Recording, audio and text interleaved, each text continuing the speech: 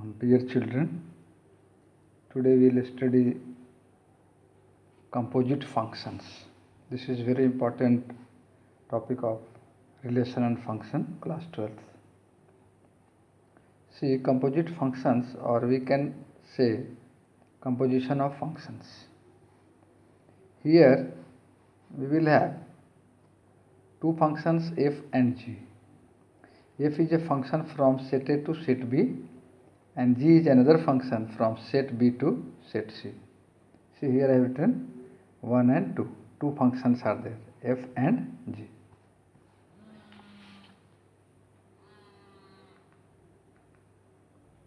So first see what we have to observe. See here we have f function which is making ये गेहूं को आटा बना रहा है। देख लो, एकदम सिंपली आप समझ सकते हैं। पहला फंक्शन है कि ये गेहूं को आटा बना रहा है, और दूसरा फंक्शन जी है जो आटा को रोटी बना रहा है। बहुत आसानी से आप समझ सकते हैं। तो अगर हम कहें कि फंक्शन GOF फंक्शन क्या करेगा, देखिए गेहूं को क्या बनाएगा, रोटी बनाएगा। अगर आप दोनों को कंबाइन करते हैं तो यहाँ पर हम गेहूं वाले सेट को हम यहाँ A लेते हैं, इसको B लेते हैं, आटा वाले को, और रोटी वाले को हम C लेते हैं। और दो फंक्शन क्या है, F है और G है। F फंक्शन क्या है, देखिए F गेहूं को आटा बना रहा है। G फंक्शन क्या है, आटा को क्या बना रहा है, रोटी बना रहा है। तो मैं अगर कहूँ कि F और G एक साथ अगर आप लगाते हैं, दोनों को कंबाइन करते हैं, जो हमारा टॉपिक है कंपोजिशन ऑफ फंक्शंस, तो क्या होगा, ये गेहूं सीधा सीधा क्या बन जाएगा, रोटी बन जाएगा। तो इस पे आपको ध्यान क्या देना है, ध्यान दीजिए, ध्यान क्या देना है, एक कंडीशन एक होता है कि कब GOF वैलिड होगा।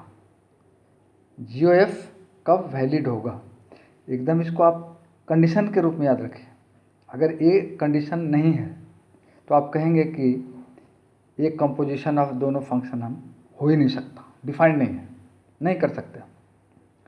तो देखिए इसका जो कंडीशन है, याद रखिए कि जो पहला फंक्शन है ये f, इस फंक्शन का जो रेंज होगा वो सबसेट होना चाहिए g के डोमेन का। फिर से मैं बता रहा हूँ, एक कंडीशन है कि कब दो फंक्शन को आप कंबाइन करेंगे, और उस कॉम्बिनेशन का नाम मैं दे रहा हूँ GOF।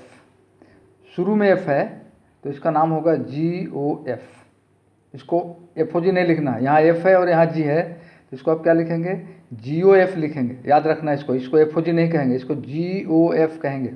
F फर्स्ट में आ रहा है, देखिए फर्स्ट में आ रहा है, ये गेहूं से आटा बन रहा है F से, ये फर्स्ट है, और सेकंड में G है। तो जो फर्स्ट होगा यहाँ पर, ये वाला जो F देख रहे हैं, इसको यहाँ लिखना, यहाँ राइट साइड में आ रहेगा। अब इसके लिए कंडीशन क्या बता रहा हूँ कि जो F है, जो फर्स्ट है, जो यहाँ फर्स्ट में यहाँ लग रहा है, लिखने में G पहले लिखा रहा है यहाँ पे, देखिए ध्यान से, लेकिन जब ऑपरेट होगा तो F पहले लगेगा, F फर्स्ट आएगा। तो F यहाँ पर है, तो कहता है कि F का जो रेंज होगा वो G के डोमेन का सबसेट होना चाहिए। अब देखिए F का जो रेंज होगा, यहाँ से जो यहाँ पर आएगा हमारा इमेज बनेगा, यहाँ तो मैंने गेहूं आटा लिया, अगर आप यहाँ पर नंबर लेंगे तो उसका जो इमेज बनेगा वो सारा उसका रेंज कहलाएगा। तो वो जो रेंज आएगा यहाँ पर, वो G का डोमेन, उसका सबसेट होना चाहिए, यानी कि G का जो डोमेन होगा यहाँ पर, उसमें होना चाहिए।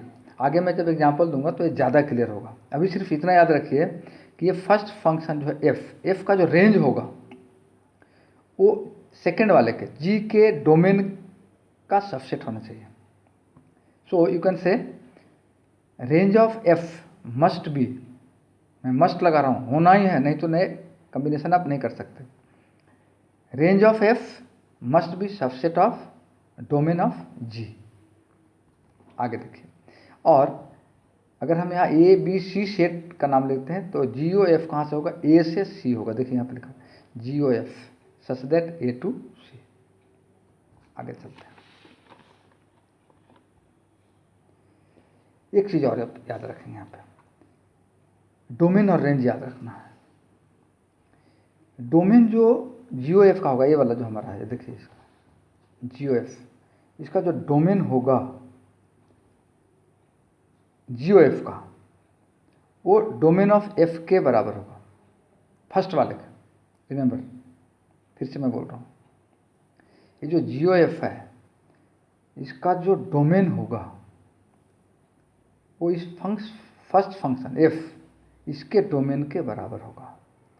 और याद रखिए कोडोमेन के बारे में, कोडोमेन जो होगा G का, वही कोडोमेन होगा GOF का। ये दो चीज़ें हैं, मैं नीचे यहाँ पे लिख के दूंगा, यहाँ याद रखिए इसको।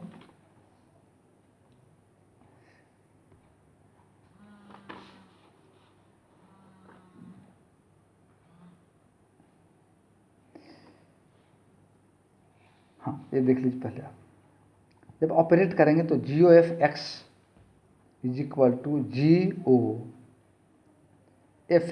ये F(x) के साथ यहाँ आ जाएगा।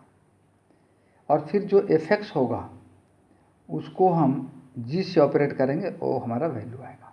इसको अभी याद रख लीजिए, फिर हम एक छोटा सा हम क्वेश्चन इसको देखेंगे, फिर ये ज़्यादा क्लियर होगा। देखिए क्वेश्चन क्या है,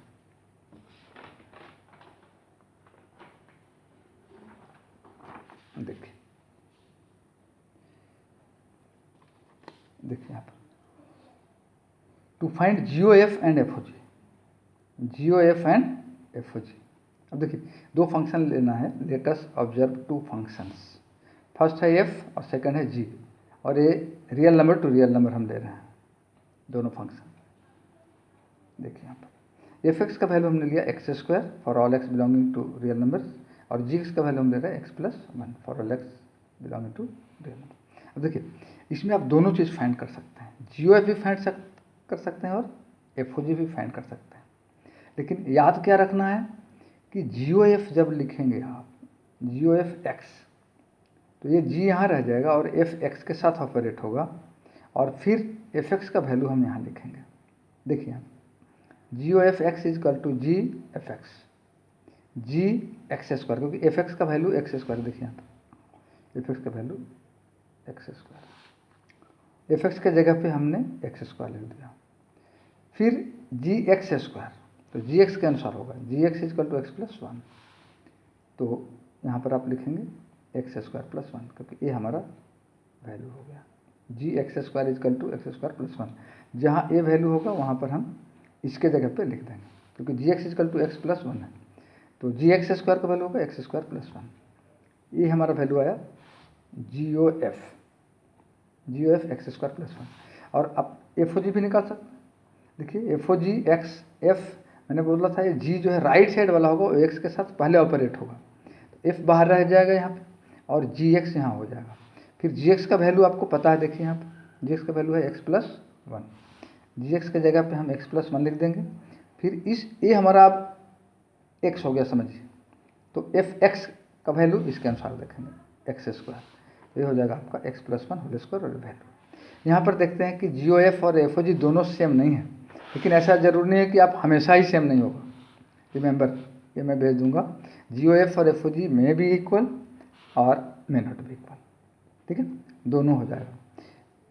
यहाँ पर हमारा नॉट इक्वल है, और अगले किसी क्वेश्चन में इक्वल भी हो सकता है, तो याद रखना है कि GOF और FOG इक्वल भी हो सकता है। नेक्स्ट टाइम में हम फिर आपको थोड़ा सा इसको एलेबोरेट करेंगे। तब तक के लिए all the best, good luck.